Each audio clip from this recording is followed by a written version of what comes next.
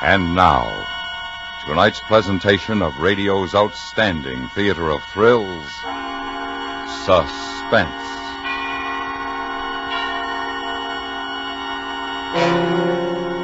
Tonight, in answer to many requests, we bring back a charming fantasy about a small boy who discovered a new world and lived forever after in its enchantment. We call it The Cave.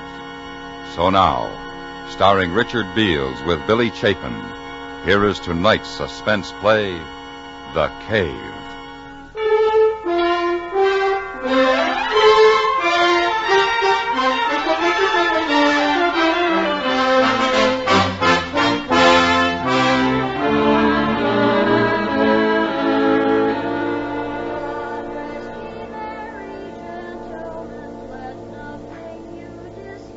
It's on days like this that I remember how it used to be before I found the cave. This day in particular. Of course, it's hard to see everything as it really was. Time has a habit of distorting the memories. Memories. Christmas. Christmas Day. What a long time ago that was. I was 10, and an unpopular uncle had distinguished himself by giving me a flashlight. It was enormous. 4 batteries, and a most incredible gleam to its metal case. I couldn't wait to try it out. And because it was still early afternoon, I could think of only one place that was dark enough for the exciting test. The cave. The big cave, whose mouth was near the sand dunes, and whose recess was rumored to be miles deep. George Fennell and I had never ventured more than 200 yards or so inside. But on that Christmas afternoon, I knew that the cold darkness of the cave would have no fears for George and me. We met near the dunes, as arranged, to compare notes on our respective Christmas presents. It was quite warm, and the snow was beginning to melt in patches. A few gulls were wheeling about nearby. It was as I have remembered it all my life. That's keen. Listen, I'd better work like a searchlight tonight. I guess it would, all right. Maybe they'll let us stay up tonight if it doesn't get too cold, and we could play pirate. I could use my new gun. I thought we might go in the cave this afternoon. Hey, that's keen. Uh-oh. Maybe they'll get sore. I had to get all dressed up today. We won't get dirty. Besides, we could go a real long way inside with this. I wouldn't want to go in too far. They say the cave goes off in a lot of tunnels. We could get lost. Maybe if you haven't got a flashlight. Sure, that's right. And with my gun, sure, we can explore. Come on. I'll race you to the cave.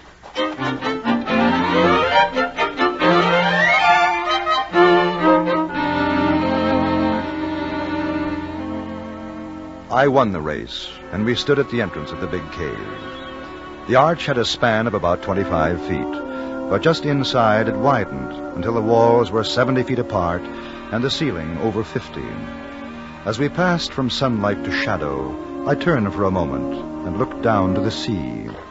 At the water's edge, a gull stood motionless, looking up at us. Then, solemnly, as though with disapproval, it too turned about and gazed out over the water.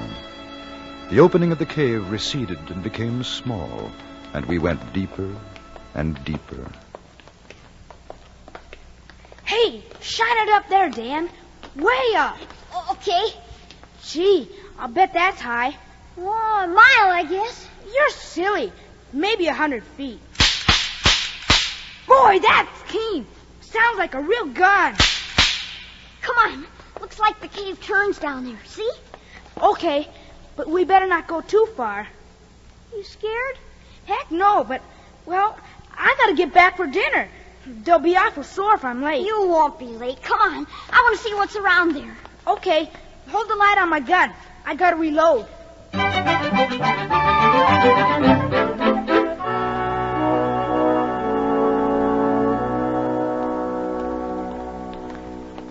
Fish? Whoever heard of fish in a stream like this? Where'd they come from? Where? I don't know. They say there are fish in caves sometimes. Blind fish. You're silly. Well, what are you stopping for, George? We gotta go back now. Why? Because it's late. Besides, how do you know which tunnel we took? How? maybe we could get lost. Listen, George, maybe if we kept on going, we'll find treasure in here. Treasure? Stands to reason. Maybe like in the pirate book. Somebody came here and buried treasure. Henry Morgan or somebody. No. Sure, stands to reason. Everybody's like you. They say no, but just suppose. If no one's looked, how would they know? I think we better get back.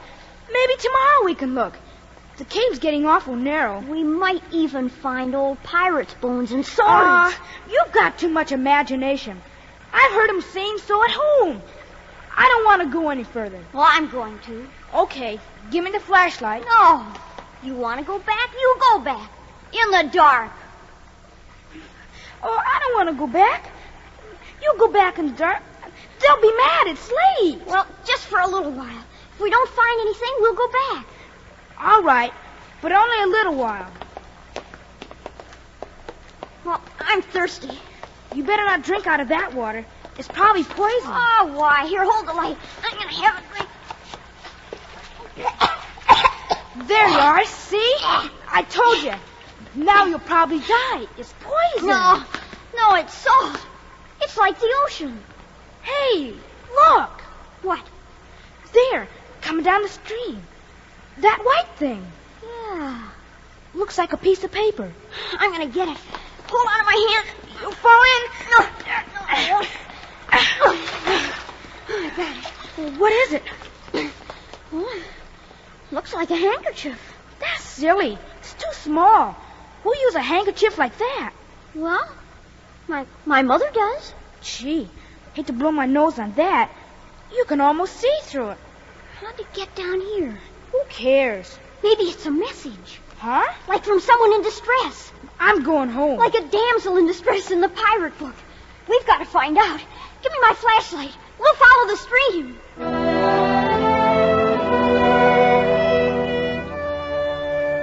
We followed the stream.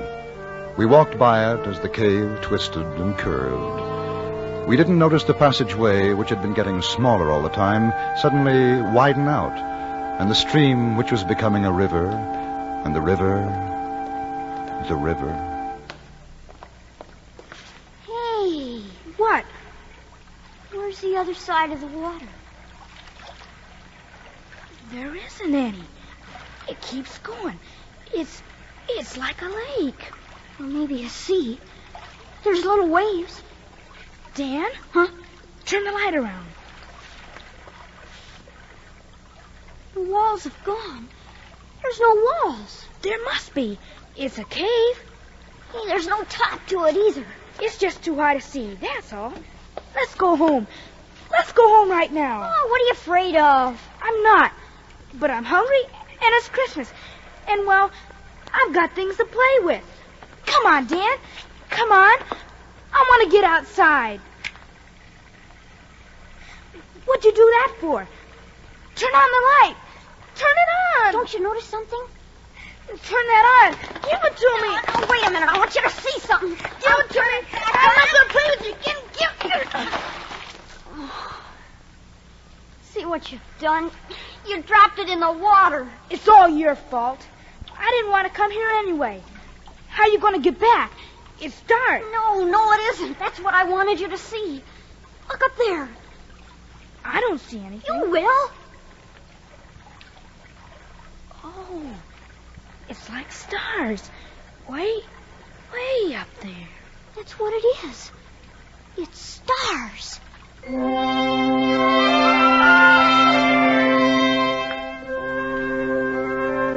We stood there, George and I, 10 years old, and for a moment no longer afraid because of the wonder of the thing.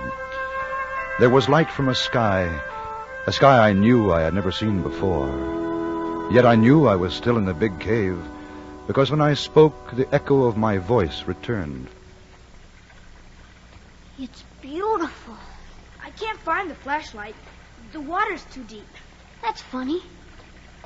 You're always saying that. It's not going to be funny when you can't get home. Listen.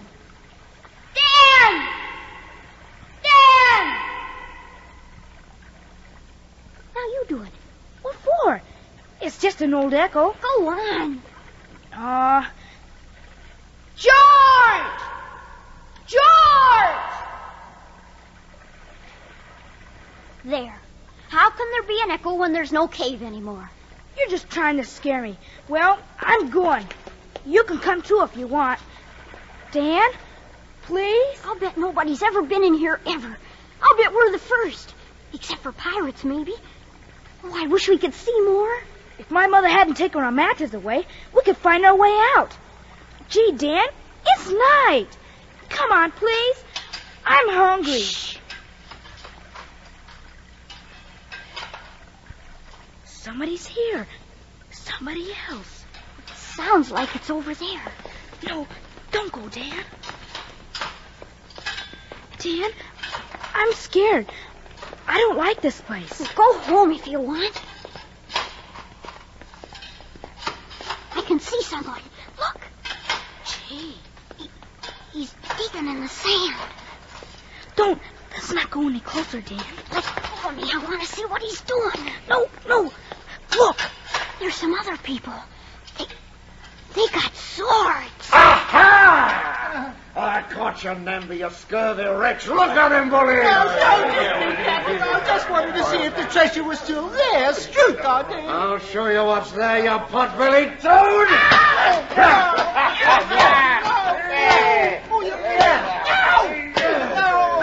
I wasn't touching the treasure. Don't kill me. Kill you? I haven't started to kill you yet, Namby. Come on, bullies, lay on. We'll exercise our appetites for the feast.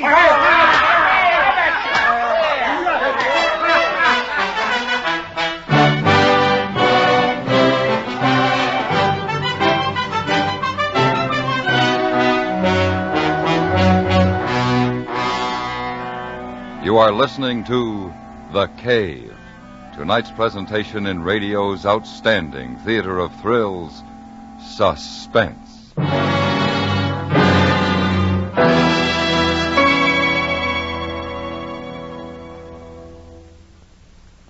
A new superhighway, a throughway, attracts the bad as well as the good, as you well know if you've driven along a superhighway recently. But it's not the speeders and reckless drivers the FBI goes after tomorrow night on CBS Radio. It's a smooth schemer and swindler who's in operation as soon as a new superhighway is announced.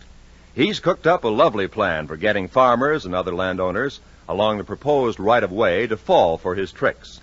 The resulting story is timely and essential.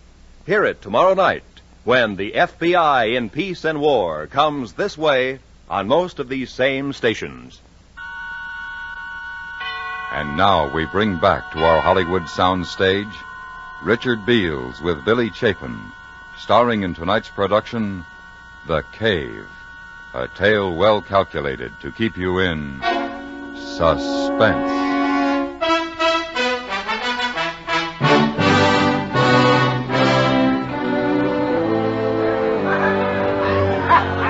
In that faint light from the stars of another world, the world of the big cave, George and I watched. We could only see shadows until someone lit a lantern. And then I knew I'd been right. Pirates. I want to go home. Pirates they were, the most glorious, the gaudiest pirates to sail under the Jolly Roger. The leader was a huge man with a fine, bushy beard and a voice like the trombone in the village band. How shall we cook him, bullies? Riled or Steve? Oh, Captain, no. Oh, he's too tough a morsel for that, Captain.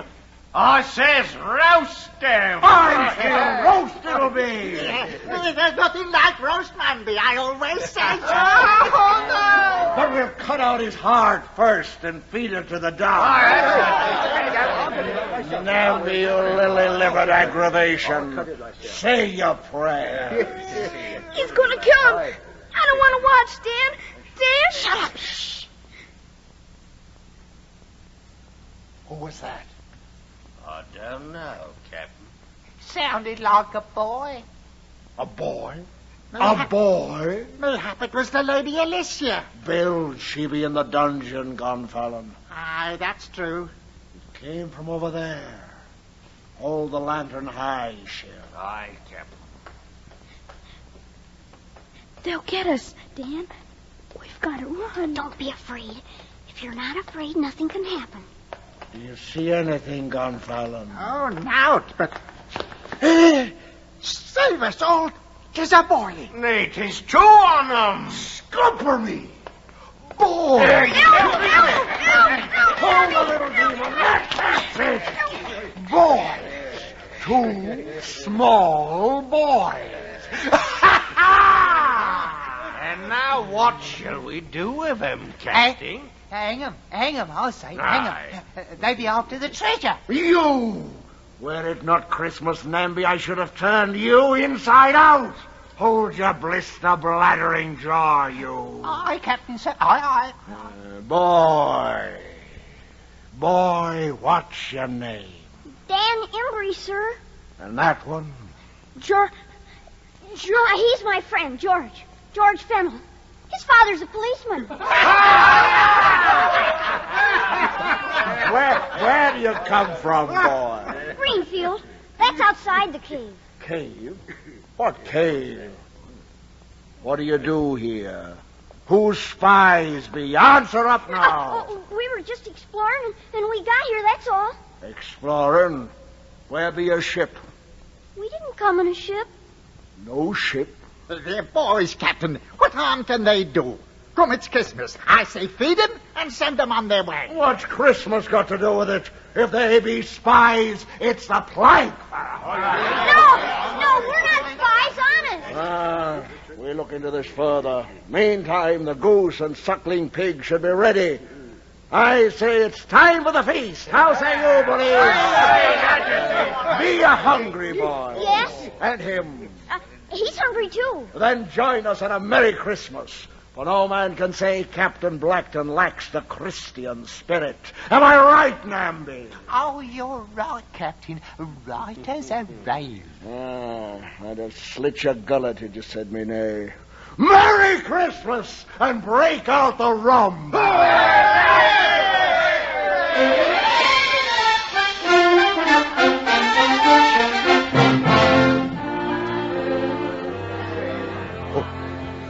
I remember that day, that long ago. The great dining board set upon trestles, the fruits and wine, roast goose and pig, the pirates, rough in their colorful patched clothing, the songs and drinking, stories of home and sea. Such Christmases I dreamt of, and I had dreamed it to come true. George sat next to me, eyes wide and unbelieving. After the plum pudding, we were called upon to sing a carol. Silent night, holy night. As we sang, they became quiet, and each sat lost with his own thoughts of sweetness and sadness. The little man, Namby, bird-like and asleep. Gonfalon, thin as a twig, a patch over one eye, and the other kindly and wise. Schill and the captain, tears coursing down their cheeks. These were my pirates, my own.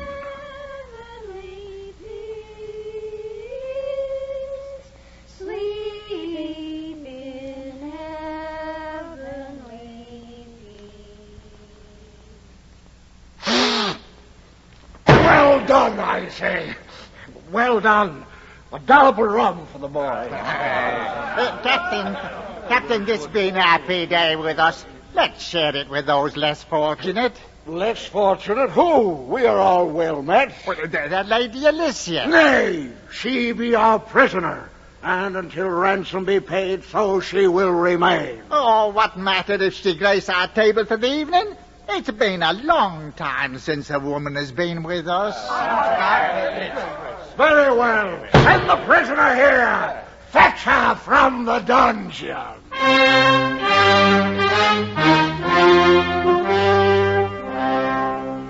Then I thought of the fine lace handkerchief we had found in the stream. Would this prisoner, the Lady Alicia, would she have sent the message of distress? And how? They brought her in, and to me, she looked as she should have looked. The most beautiful lady in the world, gowned in silks, with a pale but proud face. I fell in love with her, and I was 10.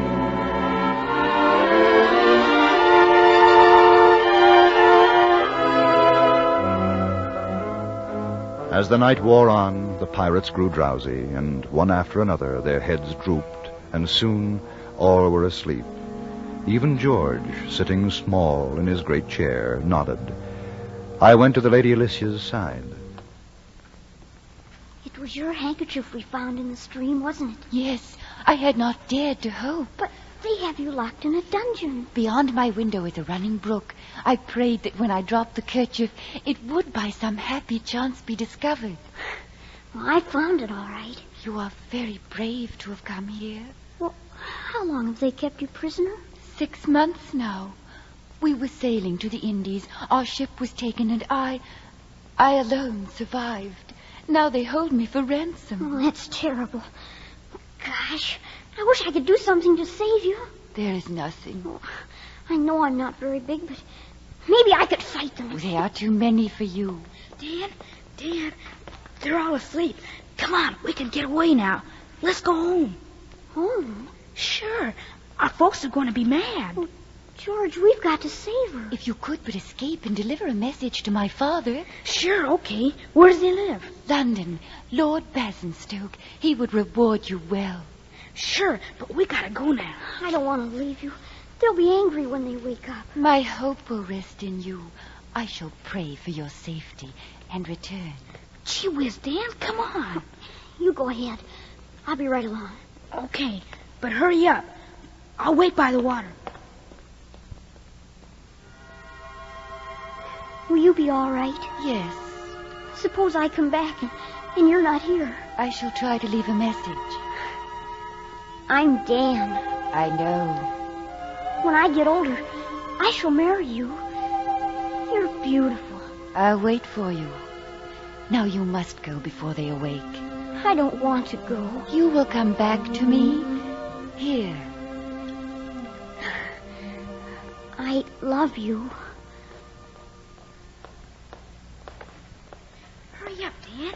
Gee whiz, I want to get home. They'll be mad.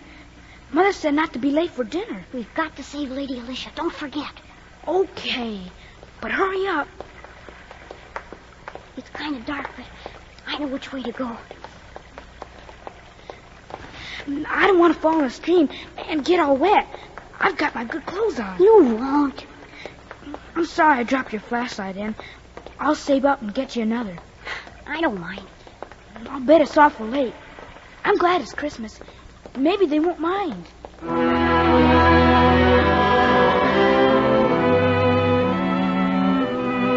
We followed the tunnels, one to the other. The stream flowed with us, urging us on.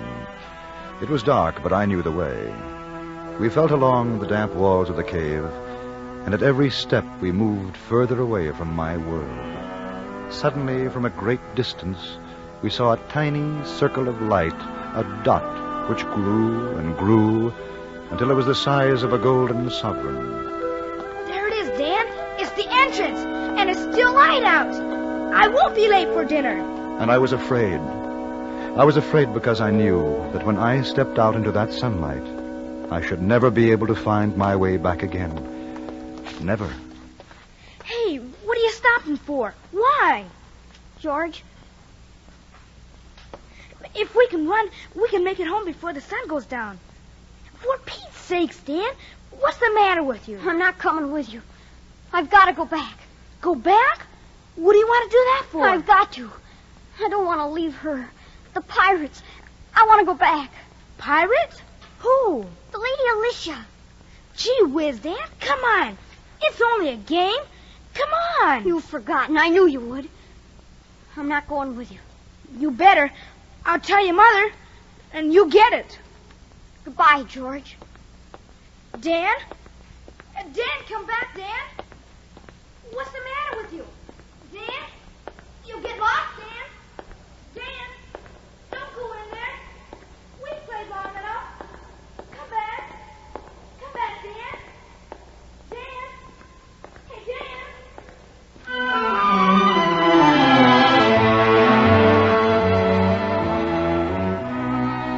I had turned away from George and the speck of light that was outside. His voice had followed me, plaintive and lonely. Then, as I found the stream again, There was no sound but that of gentle water and my own steps. And the stream became a river, and the river broadened.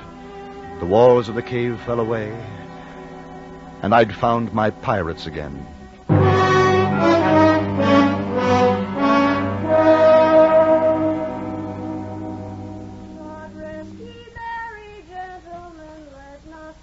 It's on days like this that I remember how it used to be before I found the cave. This day in particular. Sometimes I wonder what happened to George and what it's like outside the cave. But I don't really mind. After all, the Lady Lycia kept her promise and waited for me until I grew up. Now everything is as I'd always dreamed it in the books. Oh, Captain Blackton? He's still here. A little less ferocious, perhaps, than 20 years ago. Captain? Yes, Blackton. If you and my lady are ready, sir, the turkeys be cooked and the men wait in your pleasure. Very well, Blackton. Thank you. And a Merry Christmas. Thank you, Captain. Thank you, sir. And a Merry Christmas to you, sir.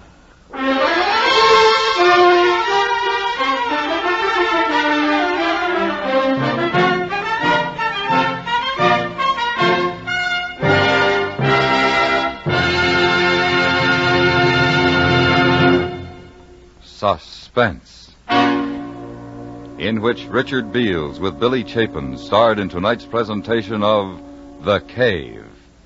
Next week, we bring you one of the great mysteries of the sea, a ship found drifting in perfect condition with but no human aboard. We call it The Mystery of the Marie Celeste. That's next week on Suspense.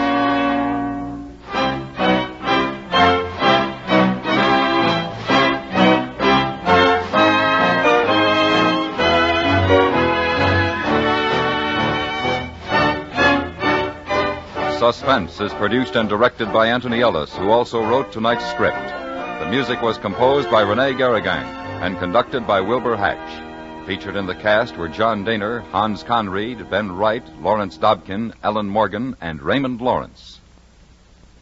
Next Saturday, Christmas Eve, the whole nation is invited to the largest carol services ever held. CBS Radio is bringing you its great star, Bing Crosby, in a full hour of the beloved Christmas hymns and songs and airs from olden times to the present. You and your family are cordially invited to gather around your own Christmas tree as millions of other families gather around their trees and sing with this wonderful balladeer. From points all over the country and the world, Bing will also bring you the Yuletide songs of special localities and foreign nations. Next Saturday, Christmas Eve, as America sings with Bing on most of these same CBS radio stations, you and your family join in. Stay tuned now for 5 minutes of CBS Radio News, to be followed on most of these same stations by The Jack Carson Show.